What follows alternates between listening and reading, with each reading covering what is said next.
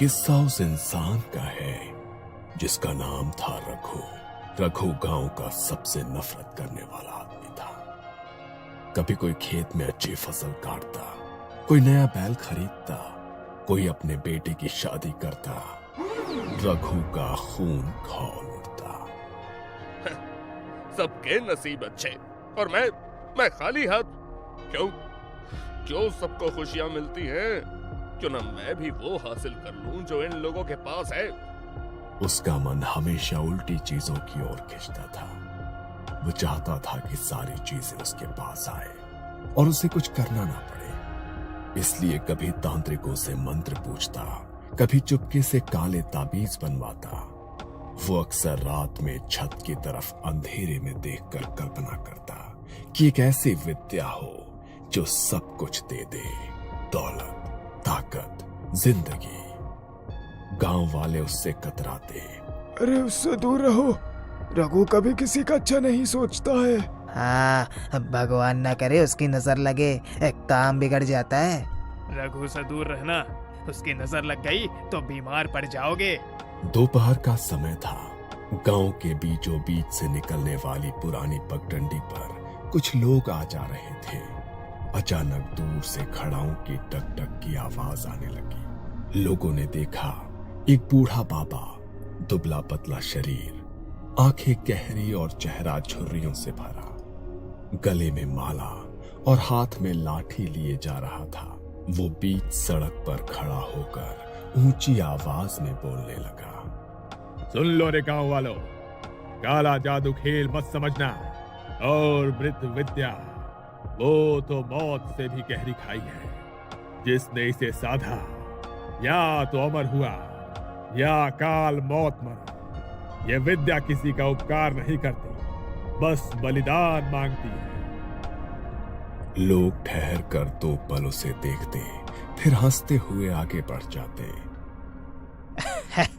अरे पागल बूढ़ा है, रोज नई कहानी सुनाता है। इसकी बातों पर कौन ध्यान देगा, चलो अपना काम करो। कोई रुका नहीं, लेकिन रघु के कदम वहीं जम गए। उसके कानों में अमर शब्द गूंज रहा था। उसकी आंखें चौड़ी हो गई। वो धीरे धीरे बाबा के और करीब आया। बाबा, ये विद्या सचमुच अमर बना सकती है। बाबा ने उसकी आंखों में झांका। उनमें न इंसानियत थी, न कोई दुख, बस लालच और पागलपन। हाँ, पर यह विद्या साधारण नहीं है। इसके लिए इंसान की आत्माराम हड्डी चाहिए, जिसे लोग 1.5 फुटिया कहते हैं। वो हड्डी उस मुर्दे की होती है जिसकी आत्मा अभी धरती से मुक्त नहीं हुई है। इसे उठाना मौत को घर बुलाने जैसा है। मेरी जान की फिक्र मत कीजिए बाबा, मुझे बस विद्या चाहिए, मुझे अमर होना है। रघु ने कुछ पल चुप रहकर बाबा को देखा, फिर एकदम टूटे हुए अंदाज में बोल पड़ा। बाबा, मेरी जिंदगी बर्बाद हो चुकी है। खेती बाड़ी में हमेशा नुकसान, घर वाले मुझे छोड़ गए, गांव वाले मुझे पत्थर की तरह देखते हैं, दूसरों की खुशियां मुझे खोए जाती हैं। मेरे पास खोने को अब कुछ नहीं है बाबा, मुझे बस ताकत चाहिए, मुझे ये विद्या चाहिए बाबा, चाहे कुछ भी हो जाए। बाबा ने उसकी हालत सुनी, मगर बिना कुछ कहे लाठी टेकते हुए तेजी से आगे बढ़ने लगे। बाबा ठहरो बाबा, मुझे मत छोड़ो, मैं कुछ भी करूंगा, मुझे ये विद्या सिखा दो बाबा, मुझे सिखा दो।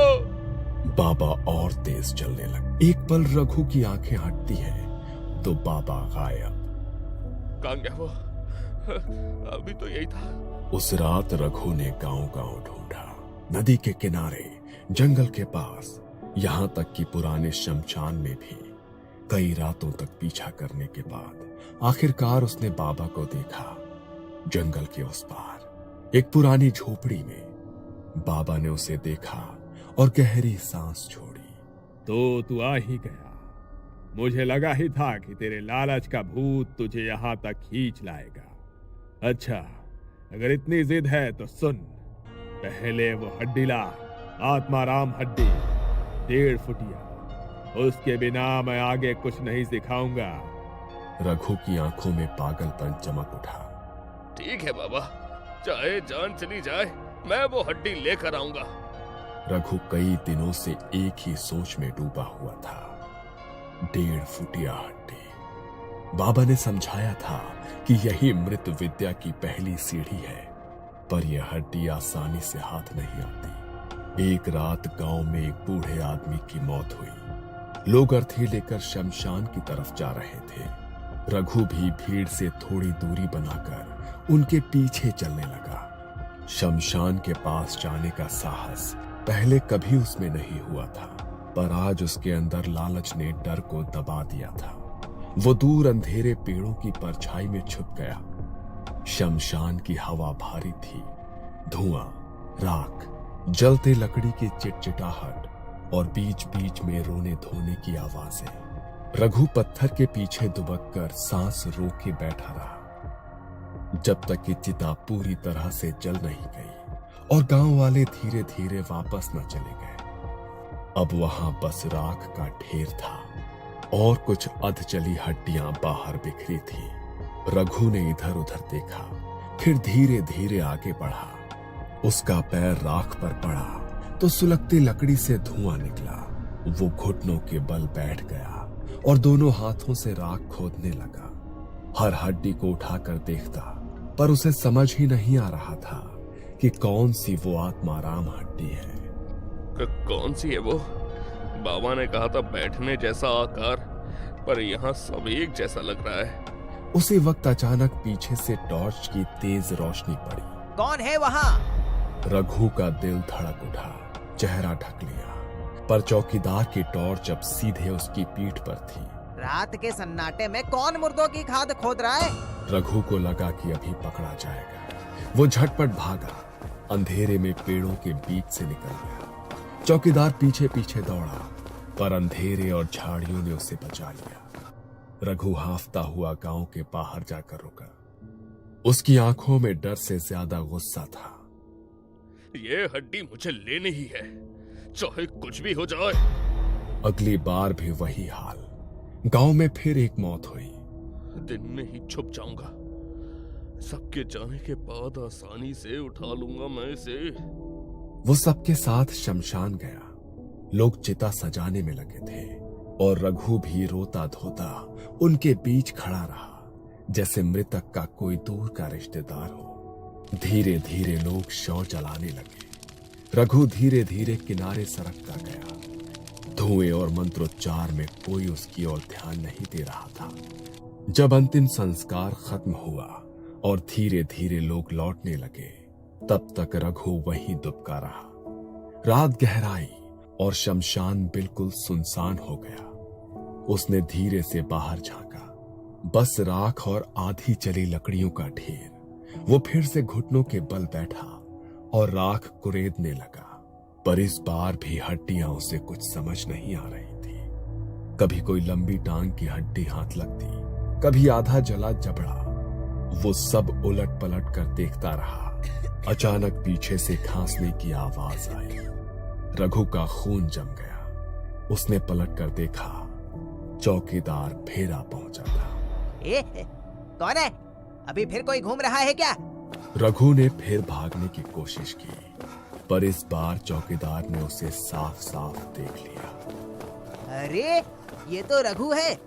मुर्दों की राख में क्या ढूंढ रहा है? चौकीदार ने गांव में बात फैला दी कि उसने रघु को शमशान में कई बार देखा है। गांव के लोग लाठियां लेकर उसे ढूंढने लगे। रघु गांव के सीमा पर अकेला बैठा मिला। मुर्दों की चिता लूटता है, गांव पर अभिशाप लगाएगा।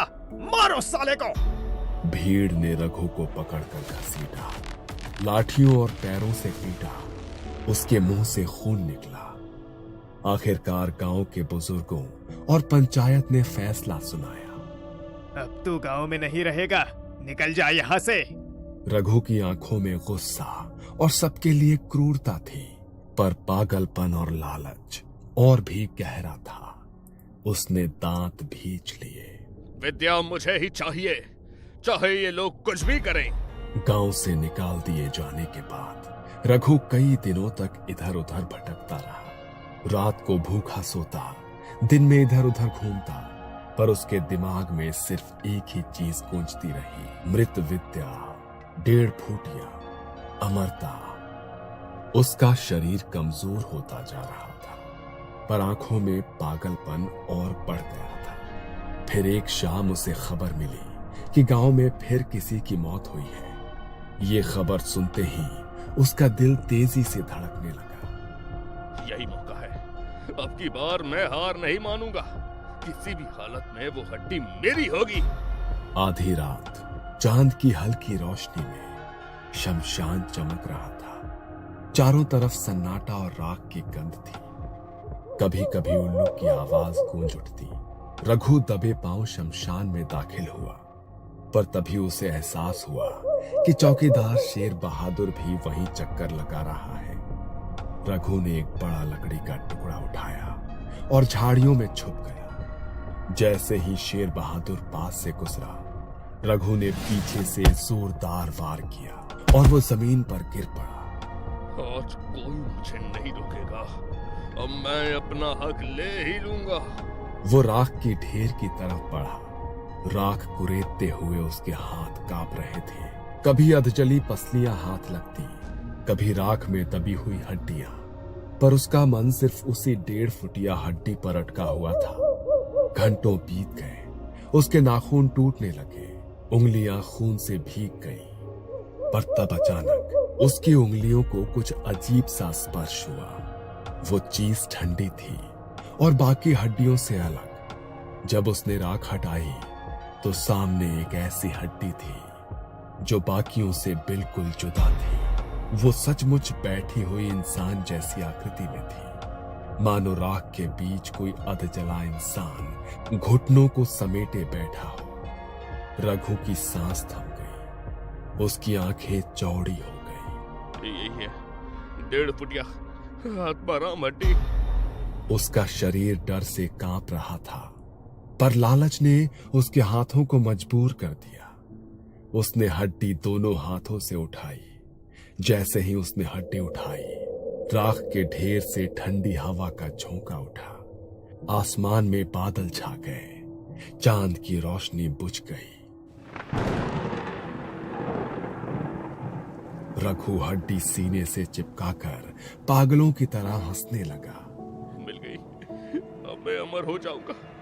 अब कोई मुझे रोक नहीं सकता, कोई भी नहीं।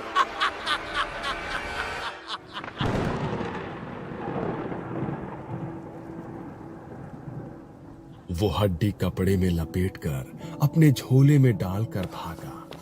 पीछे शमशान से अजीबोगरीब सी आवाजें आ रही थी, मानो कोई धीरे धीरे रो रहा हो या राख के नीचे से कोई भारी सांस ले रहा हो।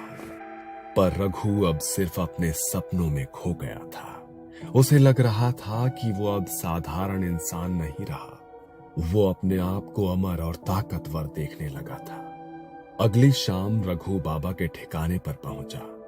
घने जंगल में बनी छोटी सी झोपड़ी, दरवाजे पर लाल धागे और नींबू मिर्च टंगी हुई।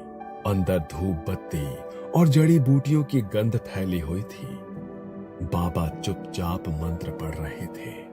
रघु ने झोला खोलकर हड्डी उनके सामने रख दी। देखो बाबा, मिल गई 1.5 फुटिया हड्डी। अब मुझे आगे की विधि बताओ। अब मुझे मृत विद्या चाहिए, अमर होना है मुझे। बाबा की आंखें हड्डी देखकर बड़ी हो गई। कुछ देर तक तो वो चुप रहे, फिर धीरे धीरे बोले।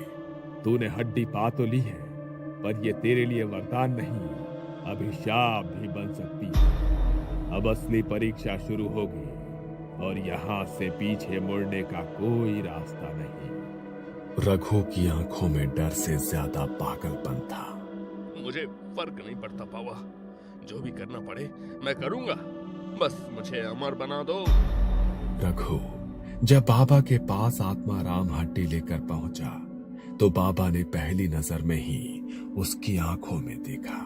उसमें इंसान की मासूमियत नहीं थी, सिर्फ एक लालच, एक पागलपन और हवस थी। बाबा का दिल कांप गया। तू सच में इसे कर ही बैठा। तेरी आंखों में मैं अब भी इंसानियत नहीं देख रहा, बस अंधेरा है। याद रख, ये खेल नहीं है। जो हड्डी तू लाया है वो तुझे वरदान भी दे सकती है, और अकाल मौत भी। रघु ने बाबा की बात काट दी। बाबा, मौत से डरता होता तो आज यहाँ ना होता। मुझे बस विद्या चाहिए, मुझे अमर होना है। बाबा ने गहरी सांस ली और पास रखी लकड़ी की थाली उठाई। थाली में कुछ चीजें रखी थी, राख, लाल धागे, काले तिल, चाकू और तेल से भीगे नींबू। सुन, अब ये विद्या की असली तैयारी है। यह आत्माराम हड्डी 7 दिन तक जमीन में गाड़ी जाएगी, किसी सुनसान जगह जहां दिन रात कोई ना आता। 13वें दिन से पहले इसकी विधि पूरी करनी होगी। अगर तू विधि करने से चूका तो जिस आत्मा से ये जुड़ी है वो तुझे जिंदा निगल जाएगी। रघु की आंखें चमकने लगी। बस इतना ही? ये तो मैं कर लूंगा। आगे बताओ। ये 7 दिन सबसे कठिन होंगे। तुझे नींबू और काले तिल रोज जलाकर मंत्र पढ़ने होंगे। रात को उस जगह के आसपास कोई आए तो उसे वहां से भगाना होगा। और सबसे जरूरी बात, वो हड्डी रात को रूप बदल सकती है। कभी बच्चे जैसी लगेगी तो कभी बूढ़े जैसी। अगर तूने उसे गलती से फेंक दिया तो तेरा दिमाग वहीं खत्म हो जाएगा। रघु ने बिना सोचे समझे हामी भर दी। चाहे कुछ भी हो जाए, मैं ये सब करूंगा। बस विद्या मेरी होनी चाहिए। रघु उसी रात एक सुनसान टीले पर गया। वहां जमीन खोदकर आत्माराम हड्डी काट दी और ऊपर राख छिड़क दी। पर रात को अजीब हो रही। उसके कानों में जैसे फुसफुसाहट गूंजने लगी। निकाल मुझे, निकाल। रघु चौंक कर उठ बैठता है, पसीने से तरबतर हो जाता है। सुबह वो उस जगह गया तो देखा कि हड्डी आधी बाहर निकली हुई थी, मानो जमीन ने उसे थूक दिया हो। उसने फिर गड्ढा खोदा और हड्डी दबा दी, पर शाम तक वो फिर बाहर निकलती है। ये जमीन इसे थूक क्यों रही है? क्यों नहीं मानती है? तीसरे दिन उसने और गहरा गाड़ा, राख, तेल और तिल से गड्ढा भरा। पर उस रात उसे एक सपना आया। सपने में उसने देखा कि कोई लंबा काला आदमी उसकी गाड़ी हुई हड्डी निकाल रहा है और हड्डी उठाकर उसकी ओर हंस रहा है। रघु नींद से चीख कर उठा। सुबह भागकर टीले पर गया तो देखा कि हड्डी वही थी, पर उसके ऊपर अजीब पंजों के निशान थे, मानो किसी जानवर ने उसे खुरच कर बाहर निकाला हो। उसकी हालत खराब होने लगी, पर लालच उसे और खींचता गया। आखिर 7 दिन पूरे हुए। रघु थका हारा, कांपता हुआ हड्डी फिर से कपड़े में बांधकर बाबा के पास पहुंचा। बाबा, 7 दिन हो गए हैं, अब आगे बताओ। अब विद्या पूरी करो बाबा। बाबा ने हड्डी उठाकर मंत्र बुदबुदाया और उसकी ओर देखा। अजीब बात है, यह हड्डी साधारण नहीं लगती। इसके चारों ओर बहुत भारी परछाइयां हैं। फिर बाबा ने गंभीर होकर कहा, अब अंतिम विधि करनी होगी। 13वें दिन की रात से पहले तेल के चौमुखे दिए जलेंगे। राख, रक्त और मंत्र के साथ आत्मा को बुलाना होगा। अगर आत्मा आई और तू उसे बांध पाया तो विद्या तेरी होगी, और अगर आत्मा तुझसे छूट गई तो ये तेरा शरीर उसका निवास बन जाएगा। रघु की आंखों में डर नहीं बल्कि पागलपन और बढ़ चुका था। जो होगा देखा जाएगा बाबा। अब मुझे रोकने वाला कोई नहीं, बस शुरू करो। 13वीं रात। चारों तरफ काला अंधेरा, हवा भारी, जैसे जमीन भी किसी भयानक इंतजार में दबी हुई है। रघु और बाबा शमशान के उस कोने में पहुंचे जहां रघु ने 7 दिन पहले हड्डियां गाड़ी थी।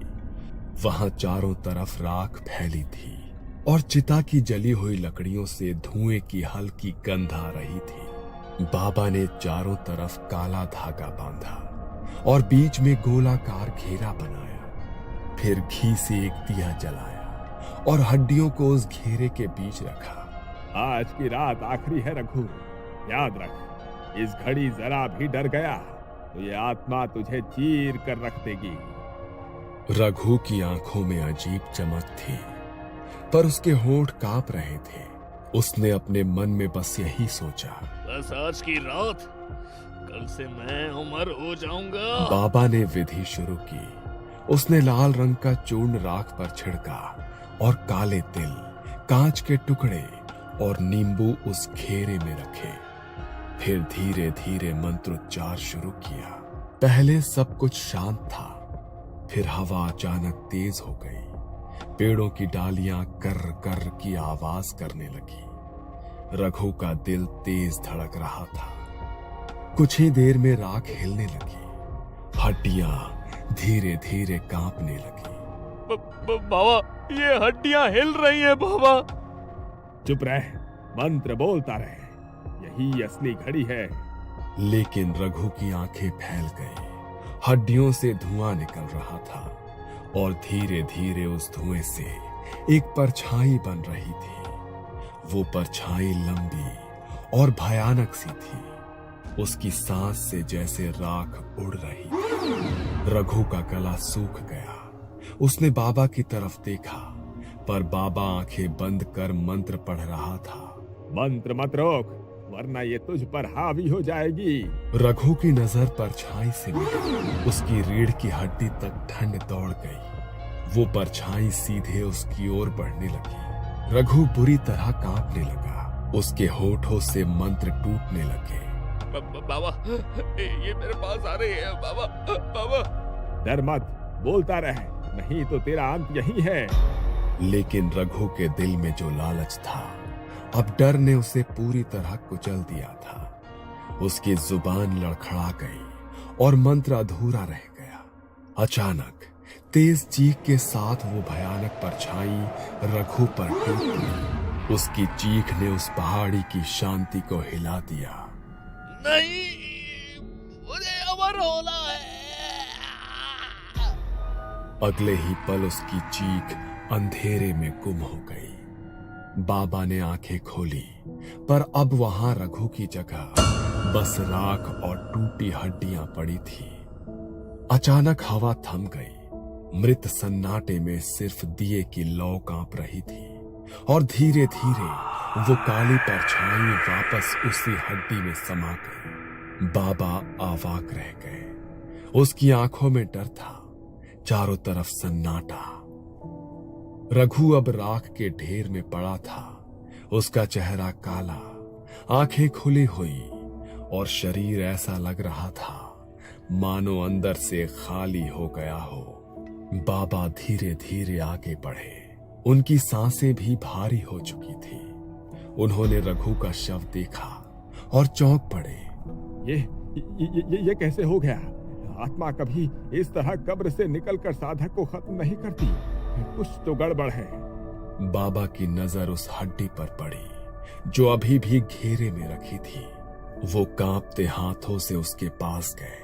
जैसे ही उन्होंने पहली बार हड्डी को हाथ में उठाया, एक ठंडी लहर उनके शरीर में दौड़ गई। उनके कानों में किसी औरत, किसी बच्चे, किसी बूढ़े की एक साथ चीख गूंज उठी। ये सामान्य हड्डी नहीं है। बाबा ने हड्डी को अपने झोले में डाला और आंखें बंद करके मंत्रोच्चार शुरू किया। वो लगातार तांत्रिक बीज मंत्र बोलते रहे ताकि असली रहस्य पता चल सके।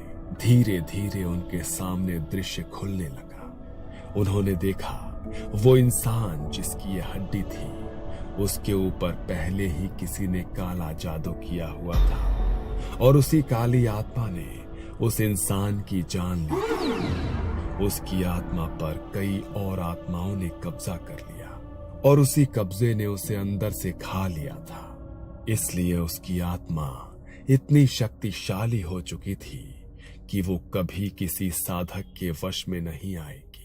हे भगवान, ये तो शापित हड्डी है। इसमें एक नहीं कई आत्माएं बंधी हुई हैं। इसलिए इसी ने रघु की जान ले ली। ये किसी इंसान के बस में आ ही नहीं सकती। बाबा ने गहरी सांस ली। उन्होंने चारों तरफ देखा और जल्दी जल्दी मंत्र पढ़ते हुए हड्डी को फिर वहीं काट दिया। पर उनके चेहरे पर एक डर साफ झलक रहा था, जैसे वो जानते हो कि ये हड्डी सिर्फ रघु के लालच का अंत नहीं, बल्कि भविष्य में भी किसी और की बर्बादी का कारण बनेगी।